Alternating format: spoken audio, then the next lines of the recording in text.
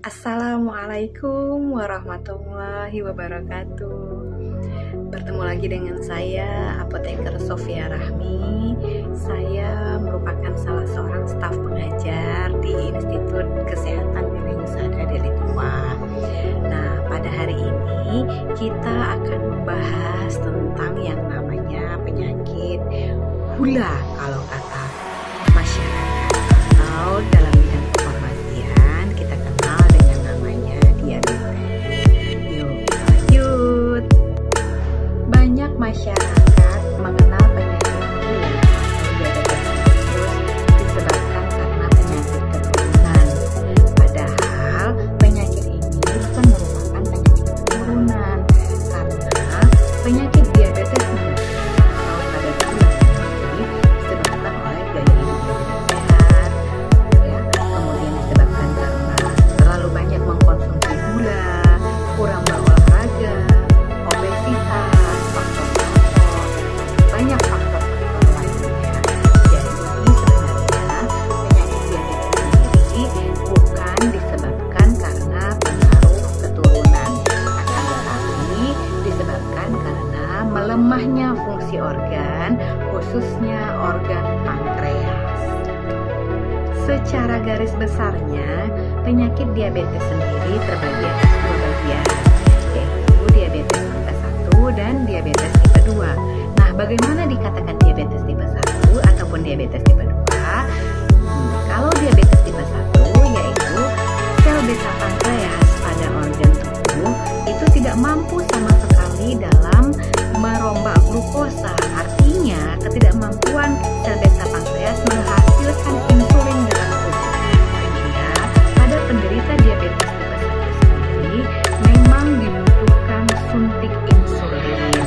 Akan tetapi, untuk diabetes tipe 2 dikatakan bahwa sel beta pankreas masih mampu dalam mengkonsumsi insulin ataupun memproduksi insulin, akan tetapi jumlahnya tidak maksimal.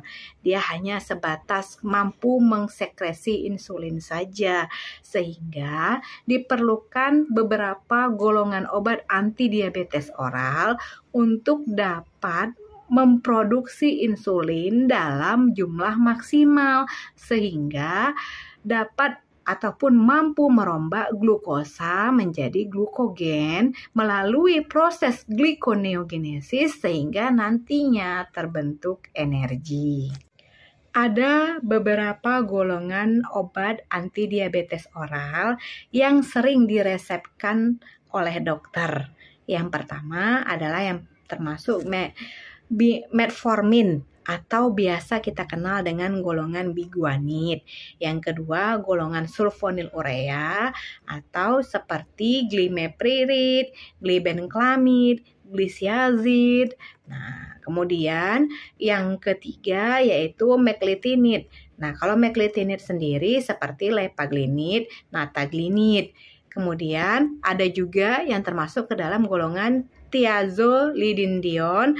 Misalnya kalau thiazolidinedione ini termasuk ke dalam glitiazone. Nah, itu dia glitiazone, kemudian pioglitazone. Nah, itu dia. Kemudian yang kelima ada namanya golongan inhibitor DPP4 alfa atau biasa dikenal dengan gliptin. Nah, gliptin. Kemudian ada juga contohnya dari DPP4 inhibitor itu ada vildagliptin, ada sitagliptin, ada linagliptin. Nah, itu dia. Kemudian ada juga obat antidiabetes oral golongan agonis reseptor GLP-1 atau incretin mimetic. Nah, kalau jenisnya contohnya semaglutid, exenatid, albiglutid. Nah, itu dia. Kemudian yang ada lagi namanya inhibitor SGLT2. Nah, dikatakan inhibitor SGLT2 adalah inhibitor golongan baru yang sering digunakan untuk diabetes mellitus yang sifatnya mengurangi penyerapan kembali glukosa dari ginjal ke dalam darah. Nah, contohnya canagliflozin, empagliflozin, dapagliflozin. Nah, itu dia. Kemudian yang ke-8 ada namanya inhibitor alfa glukosidase. Nah, contoh dari inhibitor alfa glukosidase itu adalah miglitol, kemudian akarbos. Nah, itu dia. Kemudian, untuk pertolongan yang paling akhir pada penderita antidiabetes tipe 2 yaitu adalah terapi insulin. Nah, terapi insulin ini yang paling akhir ya, bukan untuk pertolongan pertama. Demikianlah sedikit penjelasan tentang penyakit diabetes mellitus atau biasa dikenal dengan kadar gula tinggi, ya, dengan segala terapi-terapi yang diberikan dan diresepkan oleh dokter. Saya berharap semua masyarakat Indonesia bebas dari penyakit diabetes mellitus, baik itu diabetes tipe 1 maupun diabetes tipe 2, sehingga bangsa Indonesia bisa lebih maju ke depannya.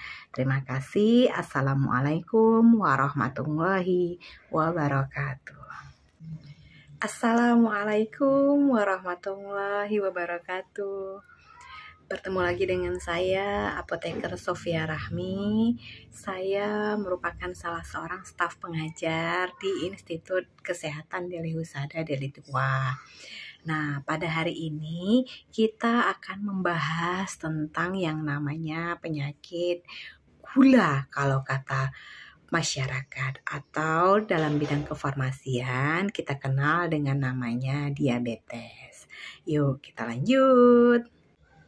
Banyak masyarakat mengenal penyakit gula atau diabetes mellitus disebabkan karena penyakit keturunan.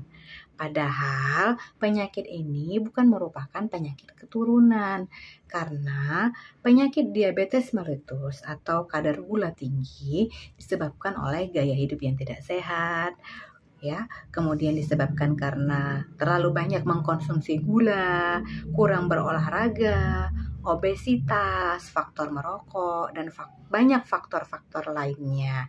Jadi sebenarnya penyakit diabetes sendiri bukan disebabkan karena pengaruh keturunan, akan tetapi disebabkan karena melemahnya fungsi organ, khususnya organ pankreas.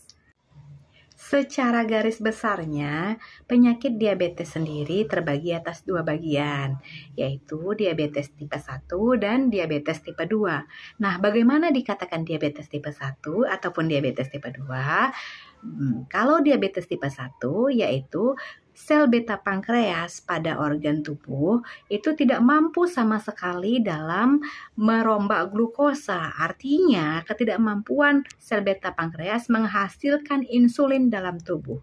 Sehingga pada penderita diabetes tipe 1 sendiri memang dibutuhkan suntik insulin. Akan tetapi, untuk diabetes tipe 2 dikatakan bahwa sel beta pankreas masih mampu dalam mengkonsumsi insulin ataupun memproduksi insulin, akan tetapi jumlahnya tidak maksimal. Dia hanya sebatas mampu mengsekresi insulin saja, sehingga diperlukan beberapa golongan obat antidiabetes oral untuk dapat memproduksi insulin dalam jumlah maksimal sehingga dapat ataupun mampu merombak glukosa menjadi glukogen melalui proses glikoneogenesis sehingga nantinya terbentuk energi. Ada beberapa golongan obat antidiabetes oral yang sering diresepkan oleh dokter. Yang pertama adalah yang termasuk metformin atau biasa kita kenal dengan golongan biguanid. Yang kedua, golongan sulfonylurea atau seperti glimepiride, glibenclamide, glisiazid. Nah, kemudian yang ketiga yaitu meclitinid. Nah, kalau meclitinid sendiri seperti lepaglinid, nataglinid. Kemudian ada juga yang termasuk ke dalam golongan thiazolidinedion. Misalnya kalau thiazolidinedion ini termasuk ke dalam glitiazon. Nah, itu dia glitiazon, kemudian pioglitazon. Nah, itu dia. Kemudian yang kelima ada namanya golongan inhibitor DPP4 alfa atau biasa dikenal dengan gliptin. Nah, gliptin. Kemudian ada juga contohnya dari DPP4 inhibitor itu ada vildagliptin, ada sitagliptin, ada linagliptin. Nah, itu dia. Kemudian ada juga obat antidiabetes oral golongan agonis reseptor GLP-1 atau incretin mimetic. Nah, kalau jenisnya contohnya semaglutid, exenatid, albiglutid. Nah, itu dia. Kemudian yang ada lagi namanya inhibitor SGLT2. Nah, dikatakan inhibitor SGLT2 adalah inhibitor golongan baru yang sering digunakan untuk diabetes mellitus yang sifatnya mengurangi penyerapan kembali glukosa dari ginjal ke dalam darah. Nah, contohnya canagliflozin, empagliflozin, dapagliflozin. Nah, itu dia. Kemudian yang ke-8 ada namanya inhibitor alfa glukosidase. Nah, contoh dari inhibitor alfa glukosidase itu adalah miglitol, kemudian akarbus. Nah, itu dia. Kemudian, untuk pertolongan yang paling akhir pada penderita antidiabetes tipe 2 yaitu adalah terapi insulin. Nah, terapi insulin ini yang paling akhir, ya, bukan untuk pertolongan pertama. Demikianlah sedikit penjelasan tentang penyakit diabetes mellitus atau biasa dikenal dengan kadar gula tinggi, ya, dengan segala terapi-terapi yang diberikan dan diresepkan oleh dokter. Saya berharap semua masyarakat Indonesia bebas dari penyakit diabetes mellitus, baik itu diabetes tipe 1 maupun diabetes tipe 2, sehingga bangsa Indonesia bisa lebih maju ke depannya. Terima kasih. Assalamualaikum warahmatullahi wabarakatuh.